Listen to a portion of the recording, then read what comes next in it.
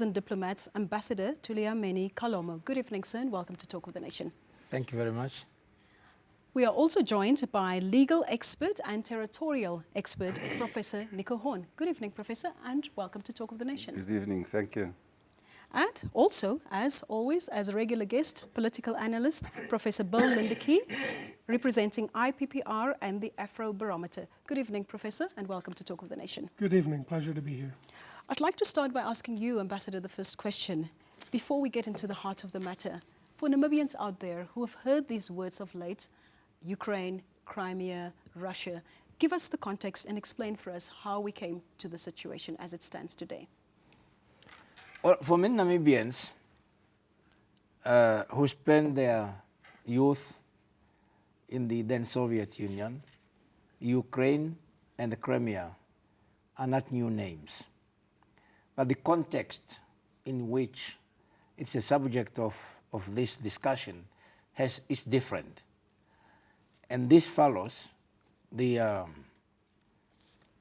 demonstrations in Kiev that saw the overthrow of the government of Ukraine and the subsequent decision by the people in Crimea to organize a referendum and decide their own destiny.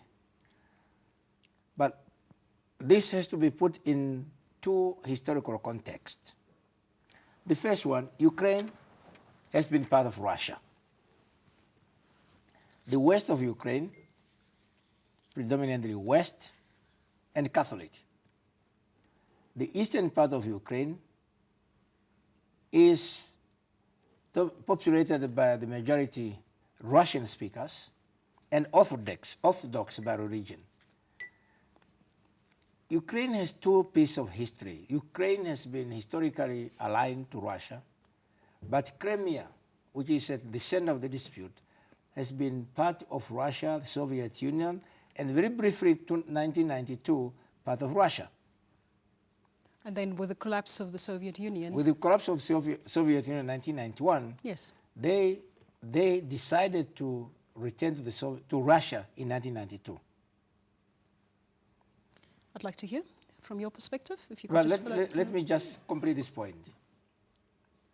But in 1994, because you know, the Soviet Union had the largest nuclear warheads.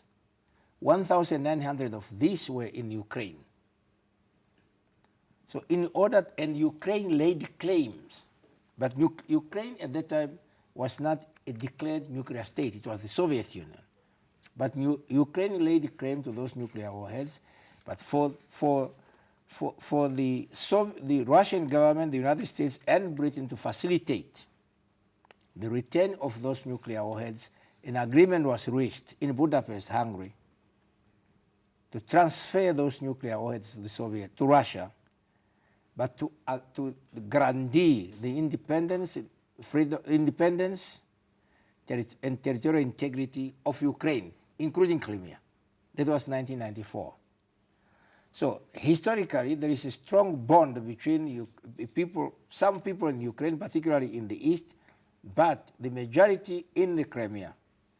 But the other point I wanted to make is geopolitical. You know, Crimea is host to the Russian... Can I just include Professor Bill Lindeke and just Professor Horn, because what we'd like to do is we'd also like to hear an insert or listen to an insert by the Russian ambassador. But I'd just like to hear your contribution to the specific point, just very quickly. Okay. I think I want to look at this in terms of national interest. And when we look at the decisions that were made, the treaties that were signed in the 1990s, it was clearly in Russia's interest to hold on to those weapons. It was clearly in the interest of the West not to have another nuclear state, and even China, which was signatory to at least one of the three treaties, guaranteeing the sovereignty and territorial integrity. It was in their interest not to have, but it was also in Russia's interest because we will recall back in pre-1991, that Russia, or that the Soviet Union was the only country in the world surrounded by hostile communist governments. And they did not want one to be nuclear armed, or at least another one to be nuclear armed. Quickly, your contribution, sir? I think it's important that we look at international law as well at this stage. Boundaries all over the world are messy. There are more wars being fought about boundaries the last 20 years than possibly anything else. The international community has developed some means and ways to solve these issues. If we can think of several cases, there are many people who don't want to be in the country where they are. The Chechens in Russia is a good example. If they could have a referendum tomorrow, they will possibly leave the Russian Federation. So it's not just a matter of what the people want, it's really a matter of organized international rules and principles Yes.